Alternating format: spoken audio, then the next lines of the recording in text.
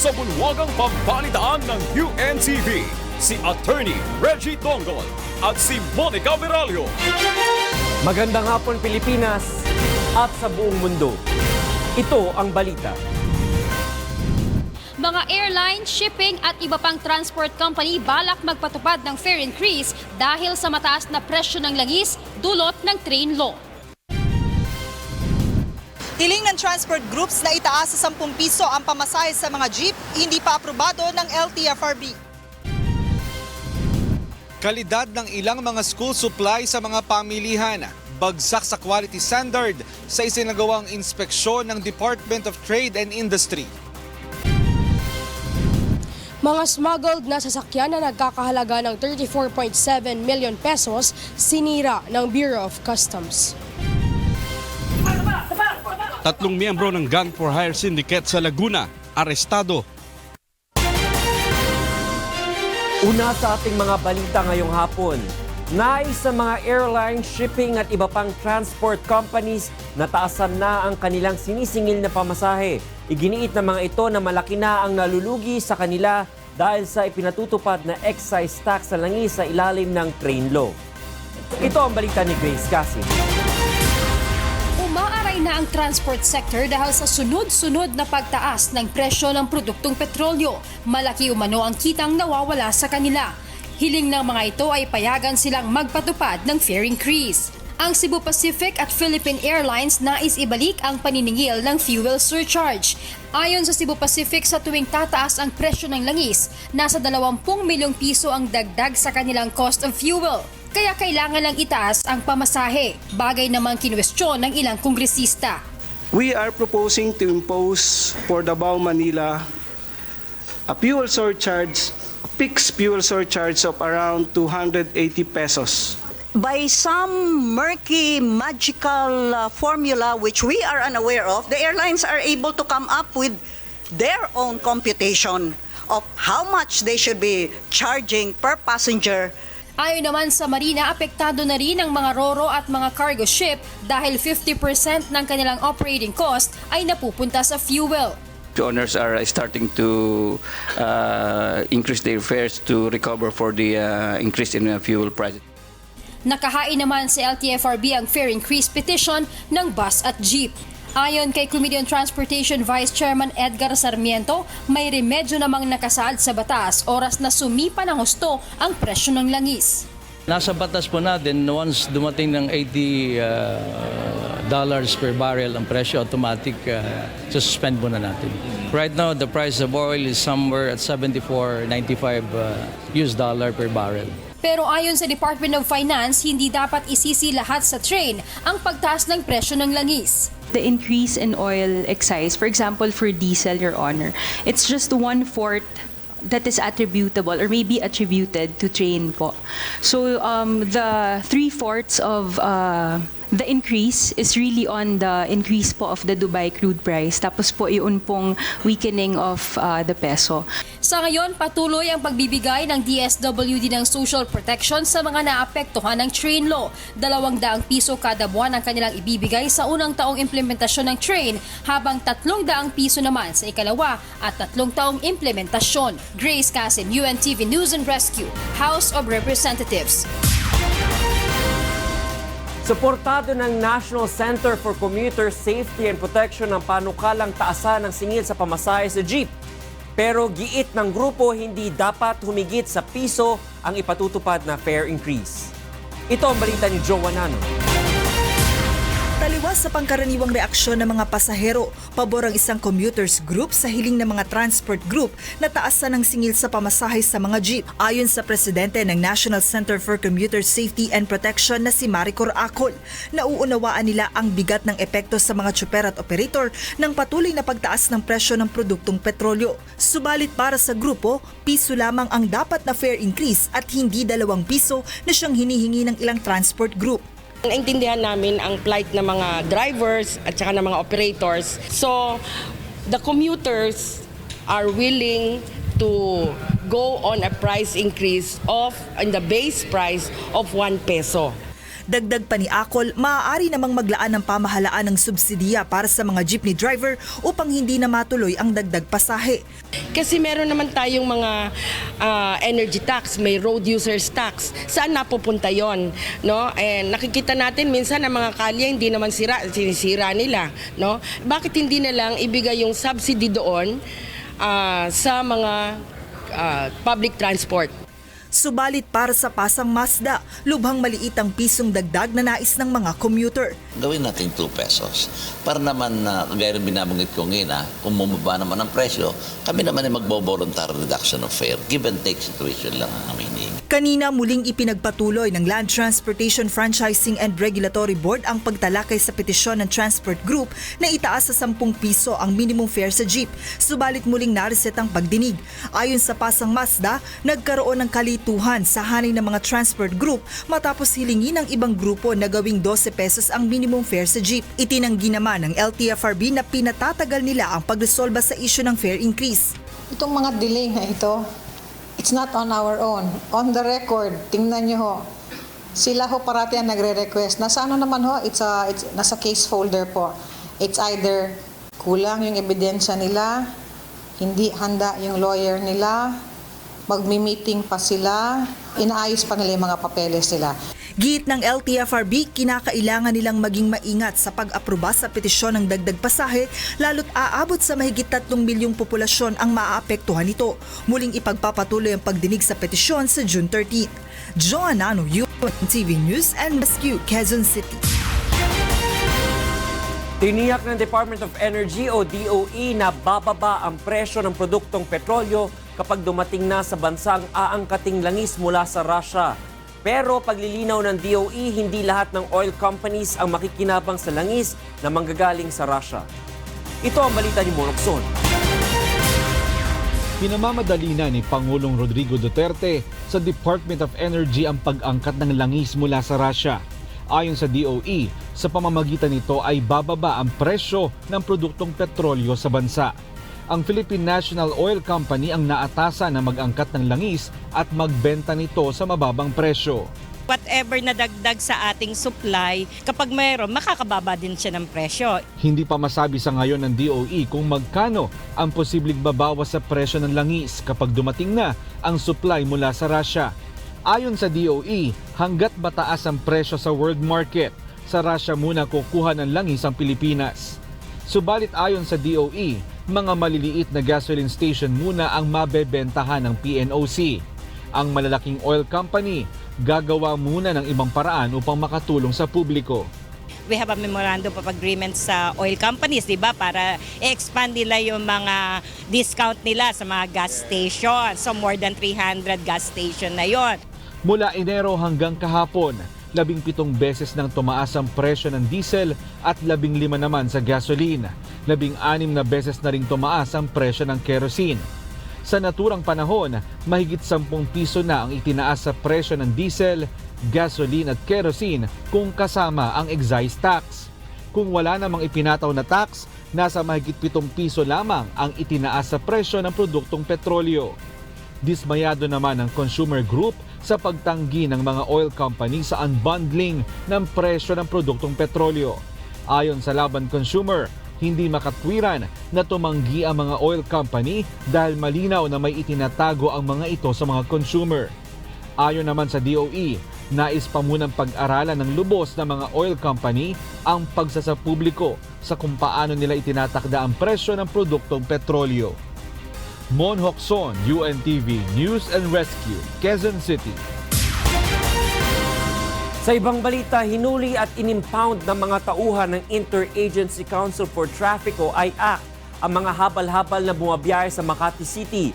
Iginiit ng IAC na bawal ang pagmamasada ng habal-habal dahil wala itong pahintulot ng Land Transportation Franchising and Regulatory Board o LTFRB. Ito ang balita ni Jerry Galicia.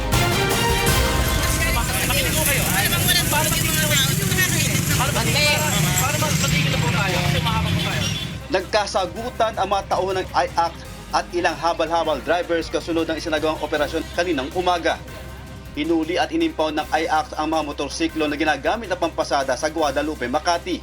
Ayon sa IAC, bukod sa bawal dahil walang prangkisang ibinibigay ang LTFRB sa mga habal-habal, hindi rin ito ligtas sakyan ng mga commuters.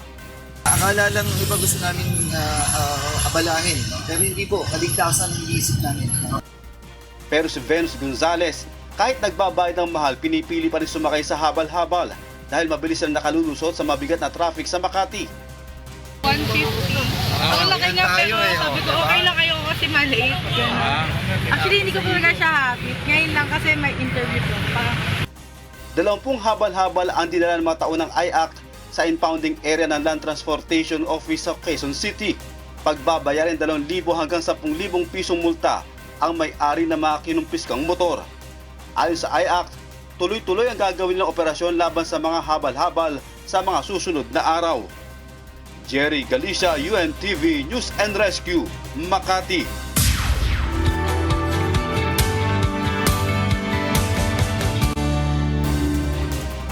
Bagsak sa quality standard ang ilang ibinebentang school supplies sa ilang shopping mall sa Metro Manila batay sa isinagawang inspeksyon ng Department of Trade and Industry o DTI.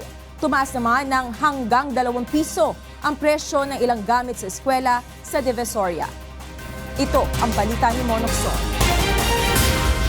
Mataas ang mercury content ng isang box ng crayon na nasuri ng Department of Trade and Industry sa isang mall sa Maynila. Kasama ng DTI ang Food and Drug Administration na nag-inspeksyon sa mga pamilihan. Ayon sa FDA, hindi ligtas na gamitin ng mga bata ang ilang mga crayon dahil sa mataas na chemical content. Initial screening po natin, may mga bumagsak po, pero again po, meron pa po tayong confirmatory test na gagawin sa laboratory po namin. Kung bagsak sa quality test ang ilang crayon sa mall, pasado naman ang mga ibinebenta sa Divisoria. Ayon sa DTI, kailangan talagang maging mapanuri ang mga consumer dahil kung minsan wala sa uri ng lugar ang kalidad ng mga mabibiling produkto. It doesn't follow na pag yung bangketa ay fake o kaya kulang or dahil meron pong mga matitunong mga negosyante naman na talagang sumusunod sa SRP, sa quality. Bukod sa kalidad, nag-ikot rin ang DTI upang tignan ang presyo ng mga school supplies na ibinebenta sa mga pamilihan. Nakita ng DTI na mas mababa kumpara sa mga shopping mall ang bentahan sa Divisoria. Bagamat nakapagtala ng pagtaas sa presyo ng ilang school supply, pasok pa rin naman ang mga ito sa suggested retail price ng kagawaran. Nagtaas ng piso hanggang 2 piso ang presyo ng mga notebook sa Divisoria, subalit mura pa rin kumpara sa mga mall. Si Alin Janice bumiyahe pa galing Quezon City kasama ang 3 anak para mamili sa Divisoria. Sa budget na 2,000 pesos, nabili na niya ng sapatos, uniforme, bag at gamit sa eskwela ang kanyang 3 anak. Okay lang kasi magkano na ng pamasahe din, transport na lang. Kesa sa mall, ano ba talaga, mas mahal. Dito nga lang, siksikan lang, taste lang, mas makakatipid ka.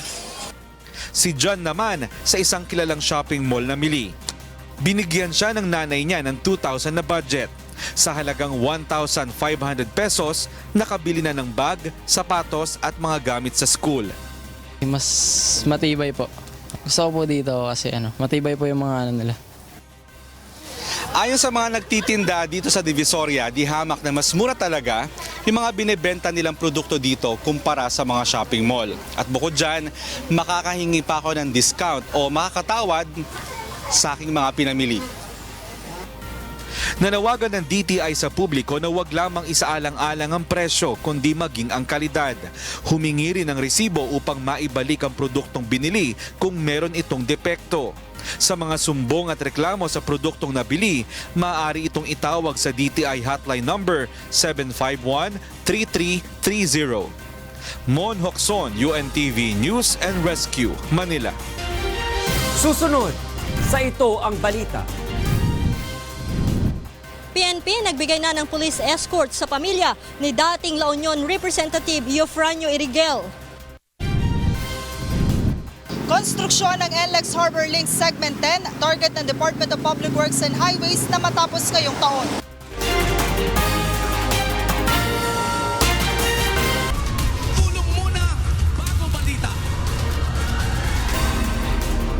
Tinulungan ng UNTV News and Rescue Team ang babaeng na aksidente sa motorsiklo sa Quezon City kaninang madaling araw. Ito ang balita ni Victor Cosar. Nakahandusay sa kalsada, hindi makagalaw at sugatan ang babaeng ito ng datnan ng UNTV News and Rescue Team sa Quirino Highway, Quezon City kaninang madaling araw. Kinilala ang biktima na si Rutheline Celiar. Tumilapon si Celiar mula sa minamanehong motor matapos masagi ng isang jeep. Ayon sa mga nakasaksi sa insidente, matulin ang pagpapatakbo ng babae. Nasagi po ng jeep, sir. Dahil nga Robinson Lagro, mabilis naman ang takbo nila. Tapos pumunta sa gitna yung motor eh. Sa gilid ng sasakyan ko, bumunggo. Bigla lang nga sumulpot, nagulat nga kami. Ay yung asawa pala niya, umabol sila, nagrambulan doon sa karsada. Agad nilapatan ng Pangunang Lunas ng UNTV Rescue ang mga tinamong pinsala sa katawan ni Celiar bago ito isinugod sa East Avenue Medical Center. Inimbitahan naman ng mga pulis ang driver ng jeep na si Hilarion Aban sa Quezon City Traffic Sector 2 para sa investigasyon. Victor Cosare, UNTV News and Rescue, Philippines. Target ng pamahalaan na maisumite sa Kongreso ang 2019 Proposed National Budget sa July 23 o sa mismong araw ng State of the Nation Address sa SONA ni Pangulong Rodrigo Roa Duterte. Ito ang balita ni Rosalie Cos. Gaya noong nakaraang taon, isusumite ng Duterte administration sa Kongreso ang proposed 2019 national budget sa July 23, ang araw ng State of the Nation Address o SONA ni Pangulong Rodrigo Duterte. Sa July 23, muling magbubukas ang sesyon ng Kongreso. Ayon kay Budget Secretary Benjamin Jokno, sa susunod na linggo nakatakdang magsagawa ng executive review ng lahat ng budget proposals bago ito ipresenta kay Pangulong Duterte. Dagdag pa ng kalihim, dahil cash-based budgeting na simula sa 2019, posibleng halos magkapareho lang ang budget proposal ng 2019 sa taong 2018. Ngayong 2018, 3.767 trillion pesos ang total national budget. The plan is to submit the budget on the day of the SONA. We're still on time with respect to our schedule. Samantala, ayon sa DBM, tumaas naman ang government spending ng pamahalaan ngayong buwan ng Abril sa halos 43%. Ang 65.6 billion pesos na ginastos noong nakalipas na buwan ay para sa mga proyektong pang-infrastruktura at capital outlay projects sa mga state universities and colleges at construction ng police stations at pagbili ng mga equipment. Bagaman overspending na ang pamahalaan sa first quarter ng taong ito, tiwala si Secretary Jokno na hindi higit sa nakalaang pondo ang magagastos ng national government para sa buong taon. No, we cannot exceed what Congress has allowed us to spend. All right? So it's good that we're spending more than we have programmed for the first 2 quarters because most of the infrastructure projects are done during the first 2 quarters anyway. Rosalie Cos, UNTV News and Rescue, Pasig City. Target naman ng Department of Public Works and Highways o DPWH na tapusin ngayong taon ang konstruksyon ng NLEX Harbor Link Segment 10. Inaasahang makatutulong ito para mapabilis ang biyahe ng mga sasakyan mula North Harbor sa Maynila papasok ng North Luzon Expressway o NLEX. Ito ang balita ni Joanne. Muling ininspeksyon kahapon ng Build Team ang construction site ng NLEX Harbor Link Segment 10. Isa itong elevated expressway na mag-uugnay sa MacArthur Highway sa Valenzuela City at C3 Road sa Caloocan City para sa mas mabilis na pagbiyahe ng mga sasakyan mula sa port area sa Maynila papasok ng NLEX. Ayon kay Department of Public Works and Highways Secretary Mark Villar, sa ngayon ay 75% tapos na ang proyekto, habang 70% naman ng right-of-way ang naiayos na ng DPWH. Inaasahang makukumpleto ang proyekto sa 3rd quarter ngayong taon. So we're hoping we can possibly soft open by the SONA, but definitely by the 3rd quarter of this year, tapos na yan, fully open. Sa pagtaya ng DPWH, aabot sa nasa 50,000 mga sasakyan ang inaasahang makikinabang sa naturang expressway na makatutulong rin sa pagpapaluwag ng trapiko sa Metro Manila. Yung mga trucks na dati dumadaan sa C5, dumadaan sa Metro Manila, dumadaan sa Quezon City, dediretso na lang sila sa NLEX via the Harbor Link. So napakalaki po ang effect sa traffic sa Metro Manila. Sa oras na matapos, ang dating 1 oras na biyahe mula Valenzuela papuntang Caloocan City, ngayon ay aabuti na lamang anila ng 5 minuto. Katuwang ng pamahalaan sa naturang proyekto ang Manila North Tollways Corporation. Ayon sa MNTC, umabot sa 12 bilyong pisong pondo ang kanilang ginastos para sa pagpapatayo ng NLEX Segment 10. Kapag binuksan na ang NLEX segment, posibleng pagbayari ng 6 hanggang 7 pisong toll ang mga motoristang daraan dito. Subalit nilinaw ng MNTC na sa ngayon ay isa pa lamang itong panukala at hindi pa naisa sa pinal ng mga stakeholder. Joanna Ano, UNTV News and Rescue, Caloocan City. Isa pang batch ng mga smuggled na sasakyan na nagkakahalaga ng mahigit 30 milyong piso ang sinira ng Bureau of Customs. Samantala, isang tauhan naman ng BOC ang tinanggal sa pwesto ni Pangulong Rodrigo Duterte. Mula sa Maynila, ito ang balita ni Aiko Miguel live. Aiko? Yes, Monica, magandang gabi. Muling sinaksihan ni Pangulong Rodrigo Duterte ang pagsira sa 116 na motorcycles at 6 na sasakyan dito sa Bureau of Customs Port Area, Manila. Nagkakahalaga ang lahat ng mga ito ng 34.71 million pesos. Lahat ng mga sinira ngayon dito, Monica, sa port area ay mga tinangkang ipuslik papasok ng bansa na nasabat sa iba't ibang pantalan. 112 unit ng brand new scooter Vespa ang sinira, 2 unit ng used Triumph motorcycle, 1 Harley Davidson at 1 Mitsubishi Pajero ang nasabat mula sa Port of Subic. 1 used BMW motorcycle naman na nagkakahalaga ng mahigit $10,000 ang mula sa Manila International Container Port. 2 unit naman ng Land Rover at 1 Volvo mula sa Iloilo ang sinira rin dito sa Bureau of Customs. Kasabay din na sinira sa Port of Cebu ang 1 2002 Ford Ecoline E350 at 1 2005 Ford Ecoline E350. Durog na durog at tila mga napiping mga lata ang mga sasakyan matapos na paulit-ulit na dinaanan ng bulldozer ang mga ito. Ang condemnation o pagsira sa mga ito ay bahagi ng kautusan ng Pangulong Duterte na bigyan ng babala ang mga smuggler na magbayad ng tamang buwis sa vehicle importation kundi ay sisirain ang mga imported na sasakyan.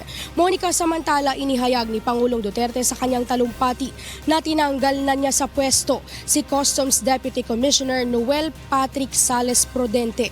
Kasalukuyang iniimbestigahan si Prudente dahil sa 105 containers na pinalusot ng Asian Terminal Incorporated nang walang kaukulang dokumento mula sa Bureau of Customs. Nagpakita rin ng mga dokumento ang Pangulo na nagpapatunay sa maluhong biyahe ni Prudente sa Singapore at Europa. He is now under investigation by the House. Matagal yung investigation sa House. Pati recommendation lang yan. So I will cut short the agony of Congress. I'm firing him today. Noel Patrick Sales Prudente. Muling nagbabala ang Pangulo, Monica, sa mga sangkot sa anumang uri ng korupsyon sa alinmang ahensya ng pamahalaan. Anya, hindi siya magdadalawang isip na tanggalin ang mga ito sa pwesto, lalo na ang mga iniluklok na opisyal ng pamahalaan. Sabi ng Pangulo kanina, Monica, sa kanyang tulumpati, mas maigi nang humingi sila ng tulong sa Pangulo kaysa magnakaw sa kaban ng bayan. Yan muna ang latest live. Balik sa iyo, Monica. Maraming salamat, Aiko Miguel.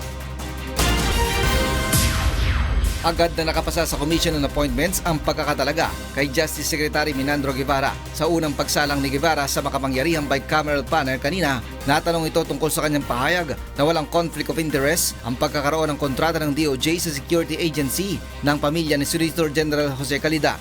That's for him to explain From the point of view of the DOJ, ang conflict of interest ay kung halimbawa yung bang bidder has any relation with anyone sa DOJ, like yung sa BAC, yung Bids and Awards Committee ng DOJ. Pero matapos ang confirmation hearing, agad ring inaprobahan ang ad interim appointment nito. Kinupirma na rin ng CA ang ad interim appointments ni Tourism Secretary Bernadette Romulo Puyat at Agrarian Reform Secretary Jan Castriciones. 12 kababaihang biktima ng human trafficking ang nasigip ng NBI Rizal District Office sa isang resort sa Pililla, Rizal kahapon.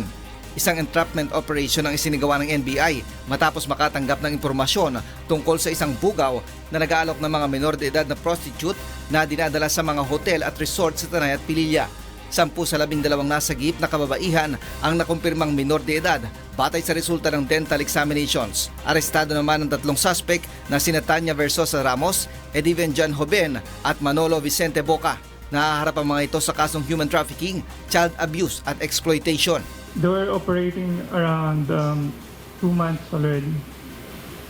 This is not a syndicate actually. This individual operation. Sinimulan na ng Philippine National Police ang pagbuo ng Freedom of Information o FOI Desk alinsunod sa direktiba ng National Police Commission o NAPOLCOM. Dito dadaan ang mga hinihinging impormasyon ng publiko sa PNP. Kami po yung magkaroon ng initial evaluation. So then, pag just in case na pwede po i-process, so ipadalhan po natin yung request na yon at padala natin ng memory yung specific unit para doon sa pag-process ng information. Pero paliwanag ng PNP, may limitasyon ang mga ilalabas nilang impormasyon, kabilang na ang mga kaugnayan sa minor de edad, ang mga biktima ng rape. Mahigit 2,000 tauhan ng PNP ang itatalaga sa mga FOI desk. Ray Pilayo, UNTV, News and Rescue, Philippines. Palestinian militants launched their heaviest barrages against Israel since the 2014 Gaza war, starting on Tuesday. An Israeli aircraft struck back in a surge of fighting after weeks of border violence. Following militant rocket and mortar launches throughout the day, countered by Israeli tank fire and airstrikes, the pro-Iran Islamic Jihad militant group said a ceasefire agreement was possible. But Israel said reports of a deal were untrue. The military said Israel's sirens, warning of imminent rocket and mortar strikes, sounded late into the night, and Israeli aircraft hit 55 militant targets in the Gaza Strip, including a cross-border tunnel under construction. The Israeli military said that by 8 p.m. local time, militants had fired 70 rockets and mortar bombs into Israel and that 3 Israeli soldiers were wounded by shrapnel. There were no immediate reports of Palestinian casualties. Mexican President Enrique Peña Nieto on Tuesday repeated that his country would never pay for the border wall that his U.S. counterpart Donald Trump wants to build to stop illegal immigrants crossing into the United States. Nieto made the response on Twitter. Earlier on Tuesday, Trump criticized Mexico for not helping to stop the flow of illegal immigrants into the United States and repeated his election campaign promise that Mexico would pay for his planned wall along the U.S.-Mexico border. And those are the stories making news from around the world. I'm Darlene Basingan. Good evening.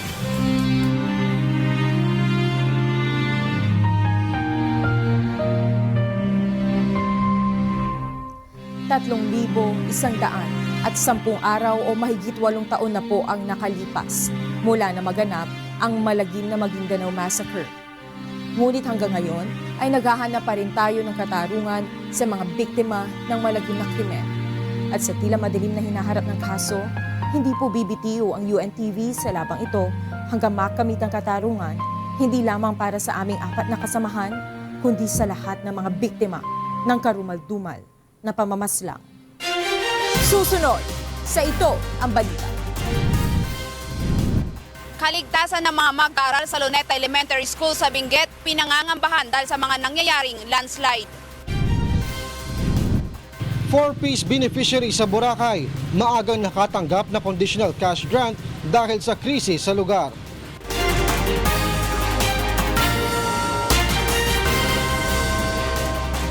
Pasado na sa mababang kapulungan ng Kongreso ang panukalang Bangsamoro Basic Law o BBL. Target ng Kongreso na maisabatas ang panukala sa ikatlong State of the Nation address ni Pangulong Rodrigo Roa Duterte. Mula sa House of Representatives, ito ang balita ni Grace Casin live. Grace, go ahead. Attorney Reg, wala pang ang 1 oras mula ng isa lang sa plenaryo ay pumasa na itong panukalang Bangsamoro Basic Law dito sa Kamara. Ito ay matapos na i-certify as urgent ni Pangulong Rodrigo Duterte ang nasabing panukalang batas. Sa botong 227 yes, 11 no at 2 abstention, agad itong naipasa sa 3rd and final reading. Walang sino mang kongresista ang tumayo sa plenaryo para ipanukala ang kanilang mga amendments. Mga pulis, pati military, klaro na talagang one police force, national in scope. So there will be no more NAPOLCOM board in the Bangsamoro, the military no longer have to coordinate their movements in protocol. So, ang daming more or less napasama na sa substitute bill. Sa bersyon ng Kamara, isinama na ang mga amendment na nais gawin ng mga kongresista sa Mindanao. Gaya ng isang beses na lang gagawin ang plebisito, 90 to 120 days pagkatapos na maging ganap na isang batas ang BBL. Ang Bangsamoro Police, Armed Forces of the Philippines, COMELEC at COA ay nasa ilalim na rin ng pamamahala ng national government. Samantala, inamin naman ni House Speaker Pantaleon Alvarez na posibleng may issue ng constitutionality sa panukalang Bangsamoro Basic Law.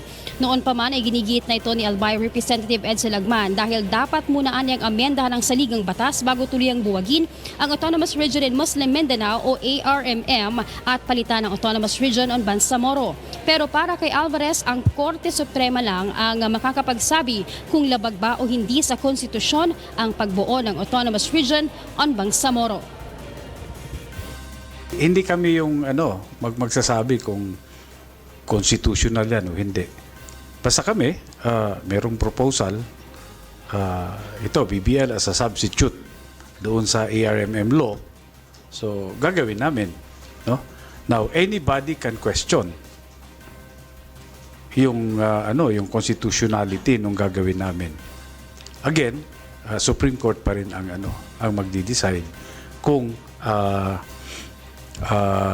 inconsistent with the Constitution, yun ang pagpalit noong ARMM law.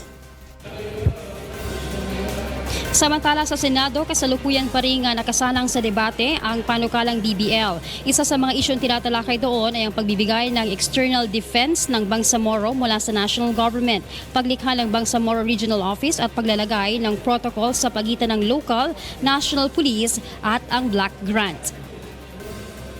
Meron po tayong mga kasamahan na gustong tanggalin yon o palitin po ang percentage. Ang akin naman dyan, as long as hindi lang po tayo bababa sa mga natatanggap na mga regions, other regions ng ating bansa. Kasi right now, the ARM region is significantly smallest. Attorney Reg, una na ngang sinabi ni House Majority Floor Leader Rudy Fariñas na oras na maipasa na rin ng Senado ng dalawang kapulungan ng Kongreso itong panukalang BBL. Isasagawa nila ang bicameral conference during the break. At sa kanilang pagbabalik ng sesyon sa July 23, agad nila itong ipapalalagdaan kay Pangulong Rodrigo Duterte bago ang kanyang ikatatlong State of the Nation address. Matatanda ang una na rin ipinangako ng Pangulo na bago matapos ang May ay may isasabatas itong panukalang batas na ito. Kaya malaki ang posibilidad na posible niya itong talakayin sa kanyang ikatlong SONA. Attorney? Maraming salamat, Grace, kasi nagulat ng live mula sa House of Representatives. Samantala, hinimok ni dating Supreme Court Chief Justice Maria Lourdes Sereno ang Korte Suprema na baguhin ang desisyon nito sa kanyang quo warranto case. Sa mahigit 200 pahinang motion for reconsideration na inihain ng kanyang mga abogado, binigyang diin ni Sereno na nalabag ang kanyang karapatan sa due process dahil sa pagtanggi ng 6 na mga maestrado na mag-inhibit sa kanyang kaso.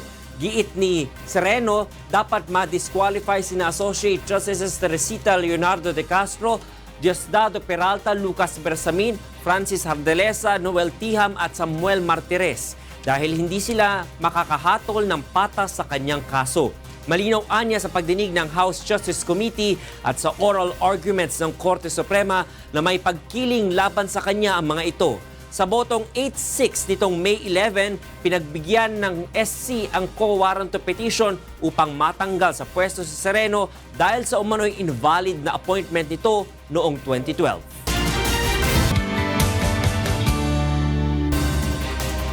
Problema pa rin ang mga guro sa Luneta Elementary School sa Itogon, Benguet ang kakulungan ng mga silid-aralan sa paaralan. Ngunit bago pa makarating sa eskwelahan ng mga bata, mapanganib na daanan ang kanilang susuungin na siyang nagpapakaba sa dibdib ng kanilang mga magulang. Ito ang balita ni Grace Doctolero. Madulas at malalim na bangin ang dadaanan bago makarating sa matarik na eskwelahan ng Luneta dito sa Itogon, Benguet. 15 hanggang 20 minuto ang aakyatin ng mga estudyante bago makarating dito.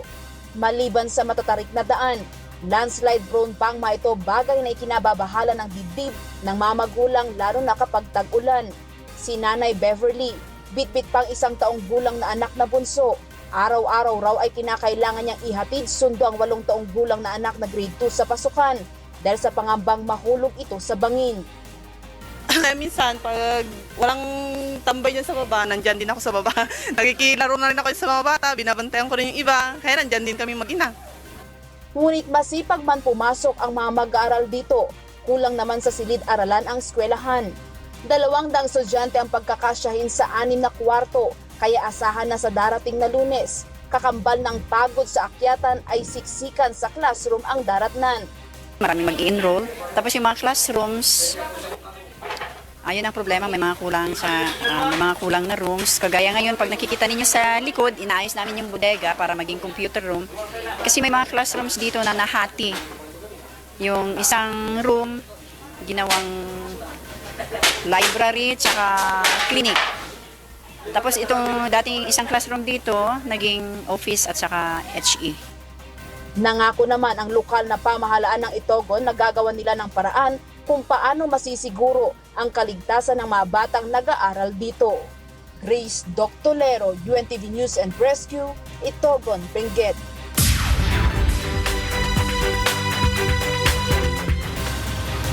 Maayong gabi, anya na ang mga balita gikan sa nagkalain-laing bahin sa Pilipinas. Maagang nakatanggap ng conditional cash grants ang mga benepisyaryo ng Pantawid Pamilyang Pilipino Program o 4P sa Boracay dahil sa krisis na nararanasan sa isla. Ito ang balita ni Vincent Arboleda. Nagpagwa na sa masobra 2 milyones pesos ang Department of Social Welfare and Development para sa 672 ka mga Pantawid Pamilyang Pilipino Program beneficiary sa Boracay. Ini ang pinakaunang conditional cash grant o CCT payout sang ahensya sa bilog ng Pilipinas para sa period 1 nga February to March.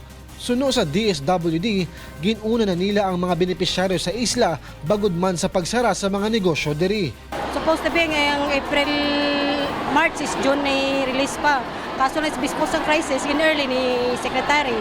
Hopefully by next period 2, maging earlier naman siya June naman to respond sa crisis. Samtang isa ang single mom nga si Maria Lombres, kadi sa isa ka golf course adto sa mga 4-piece beneficiary diri sa Boracay nga nakabaton sang early payout. Sa piyak nga may aras ang 8 ka bata, nakatibawas man sila sa pang-adlaw-adlaw nga gastuson bagod nakasulod ini sa cash for work program sa Department of Labor. Suno sa iya, bangod sa temprano nga payout, may pangdugang na ini sa ila budget kapin nga 5 sa iya 8 ka bata ang mag-eskwela subong nga abre klase. Pero yung kulang na lang doon sa kanila yung mga bag nila, sapatos, saka yung uniform na lang. Base sa lista sa DSWD, 682 out of 11,000 households diri sa Boracay ang kasulod sa 4Ps. Samtang padayon man ang pagpanghatag sang bulig ang ahensya sa mga gusto makaagom sang Sustainable Livelihood Program, cash for work, educational, transportation, health kag burial assistance sa mga residente kag trabahante nga naapektuhan sang Boracay closure. Vincent Arboleda, UNTV Balita kag Pagtabang, Boracay. Ganap ng sundalo ang 53 lumad sa Caraga Region. Counter-terrorism, tututukan ng mga bagong miyembro ng Sandatahang Lakas. Ito ang balita ni Raymond October. Nagsugod na sa pagtuman sa ilang trabaho ang 53 kalumad nga gidawat isip bag-o mga miyembro sa 402nd Brigade Philippine Army sa Caraga Region. Sila ang mga nakahuman sa 5 kabulan nga training sa 4th Infantry Division Training School. Gilangkuban kini sa 47 ka lalaki o 6 ka babae nga gikan pa sa Manubo, Higaunon, Mamanwa ug Banwaon tribes. Dako ang kumpiyansa sa AFP Caraga sa mga bag-ong sundalo pag-abot sa pagsupil sa teroristang New People's Army, ilabi na usab sa pagpatuman sa community support program ngadto sa mga kabukiran. Kung ano po yung training na dinaanan ng ating mga regular member or yung regular enlisted personnel, ganoon din po yung nadaanan ng ating mga IP soldiers. Lakip sa ilahang giyagihang pagbansay mao ang basic military training ug jungle warfare. Sumala sa AFP Caraga, dako ang natabang sa mga lumad nga sundalo, ilabi na sa pagprotektar sa seguridad sa ilang komunidad. So, ito po ay isang malaking tulong sa ating kasundaluhan, itong ating mga IP soldiers or Luban soldiers para sa pag-accomplish natin kung ano man yung mga mitiin natin sa misyon ng ating kasundaluhan. Suportado usab sa National Commission on Indigenous People ang pag-recruit sa AFP sa mga lumad aron mamahimong sundalo. Pahimangno sa AFP ngadto sa mga bag-ong lumad soldiers nga perming respetuhon ang tawhanong katungod o ang pagsunod sa international humanitarian law. Raymond Octobre, UNTV. News and Rescue, Caraga. O pa na ang atong mga balitang from. Ako si Deborah Veral. Maayong gabi.